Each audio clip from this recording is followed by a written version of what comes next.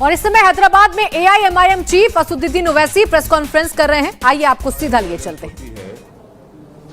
उसकी जिम्मेदारी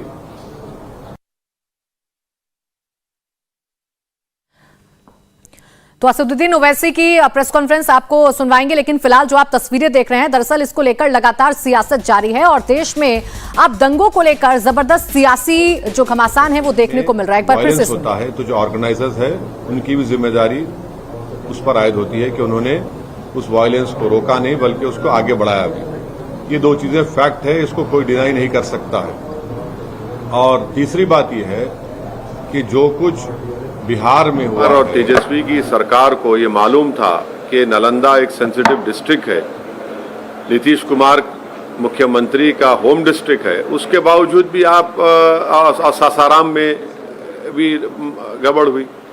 तो ये सरासर बिहार में जो कुछ हुआ ये सरकार के ऊपर जिम्मेदारी आयद होती है कि उन्होंने वायलेंस को रोका नहीं और उनको मालूम था, उनके पास रिपोर्ट्स, इंटेलिजेंस रिपोर्ट्स थे कि यहाँ पर वायलेंस हो सकता है।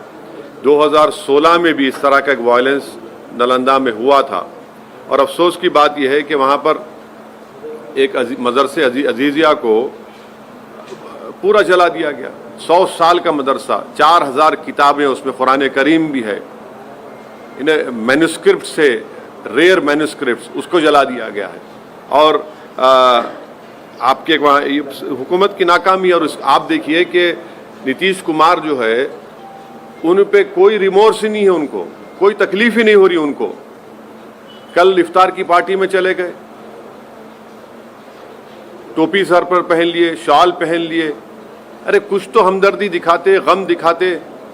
और वो आरजेडी का जो नेता है वो कहता है कि ट्वीट कर दिया। अरे भाई जबान से बोलो ना, कंडेम करो।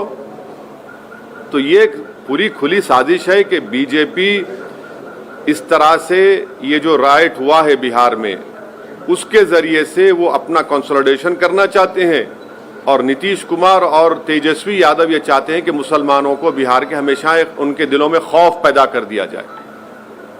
तो सुनिए, ट्वीट से काम नहीं होगा। आप सत्ता में हैं, आप मंत्री हैं, आप पावर शेयर कर रहे हैं, क्यों नहीं अभी तक आप और आपके चचा जाकर उस जगह का इंस्पेक्शन करते, उस मदरसे अजीजिया का, उस मस्जिद को जुटाने की कोशिश की गई थी? क्यों नहीं आपकी सरकार ने अब तक कंपनसेशन का ऐलान किया? क्यों नहीं अभी तक आपने उन पुलिस वालों के खिलाफ एक्शन लिया जिनकी मौजूदगी में वायलेंस हुआ? क्यों नहीं आप ये अरेस्टिंग जो लोग किए कर रहे हैं? ये तो इनकी नाकामी है, बिल्कुल सरासर इनकी नाकामी है और हम कंडेम करते हैं। और देश के होम मिनिस्टर बोलते हैं कि उल्टा लटका देंगे अगर उनकी सरकार होती। तो फिर वडोदरा में क्या हुआ? उल्टा लटका देंगे तो कर्नाटका में इदरीस पाशा को जिसने मारा उसको उल्टा लटकाएंगे होम मिनिस्टर साहब? कर्नाटका में आपकी सरकार है ना, आपका मुख्यमंत्री है। इदरीस पाशा को रामनगर डिस्ट्रिक्ट से किडनैप करके 20 लाख रुपए रैंसम पूछा गया, 20 लाख रुपए, और नहीं देने की बुनियाद पर उसको आप मॉबलिज कर दिए, उसको उल्टा लटकाएंगे। जुनैद नसीर को हरियाणा में मार दिए ले जाकर, क्या होम मिनिस्टर अमित शाह उन जो मारने वालों को उल्टा लटकाएंगे? ये कौन सा ये बात करते हैं? तो बंगाल की हिंसा को कैसे देख रहे हैं सर? मैं जो वायलेंस होता है उसकी जिम्मेदारी स्टेट गवर्नमेंट पर आयद होती है, वो उनकी नाकामी है।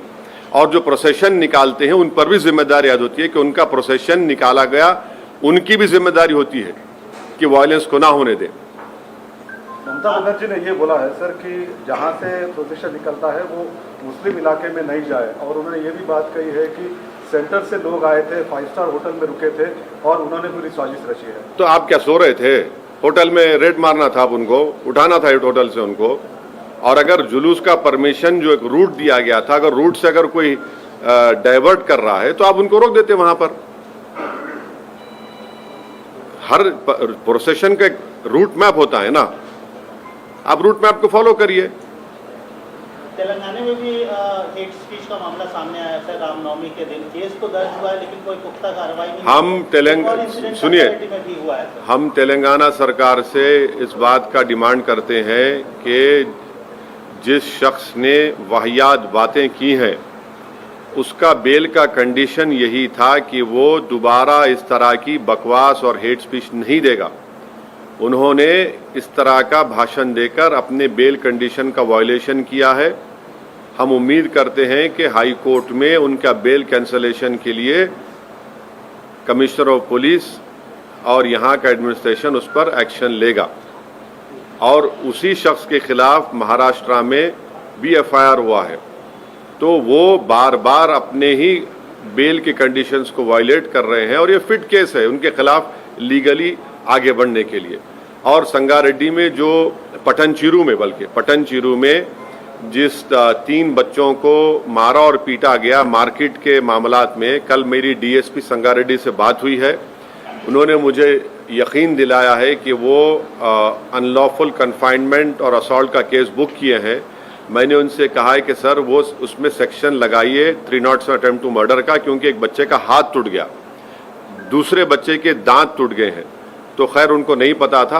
आज हमारे पार्टी के लोग वहाँ गए हैं, उन बच्चों को भी लेकर गए हैं, केस रजिस्टर हुआ है और उन्होंने मुझे यकीन दिलाया कि अनकरीब में उन तमाम जो एलिज्ड एक्यूज है उनको जल्द से जल्द गिरफ्तार किया जाएगा। इस तरह की घटनाएं बढ़ रही हैं। The violence happened in Bengal and the blame game is on. Who is responsible? One side BJP saying that Trinamool leaders are saying that it's BJP. The issue is that this violence has taken place in a procession, and that procession permission was given by the state government of that respective state. So the responsibility lies at the organizers of the procession and also at the doorstep of the state government, because it is the failure of the respective state governments that they had failed in discharging their duty of stopping the violence. And secondly, it is the pre-planned conspiracy of the people who have indulged in violence. So the responsibility lies at both the people. Failure of the state governments, whether it is the West Bengal government, whether it is the Bihar government, and whether it is the mob lynching in Karnataka of Idris Pasha, or in Vadodara also. What was the government doing? In Bihar, in 2016, same communal violence had taken place. Everyone knows that Nalanda is a very communally sensitive area. It is also the home district of the Chief Minister of Bihar. It is a complete failure of the Nitish Tejasvi RJD government that despite having IB reports that a violence can take place, you had completely failed in stopping this violence. Because of their failure, a 100-year-old madrasa Azizia has been completely burned. More than 4,000 books, including the holy book of Quran, has been burned. And the most unfortunate part is that there is no remorse on the faces of the Chief Minister and the RJD leaders. Asaduddin Owaisi को आपने सुना, उन्होंने साफ तौर पर राज्य सरकारों को कटघरे में खड़ा किया, फिर चाहे वो नीतीश सरकार हो या ममता सरकार हो। इंडिया टीवी हर वक्त हर जगह डाउनलोड करने के लिए सर्च करें India TV news Google play store या ऐप स्टोर पर।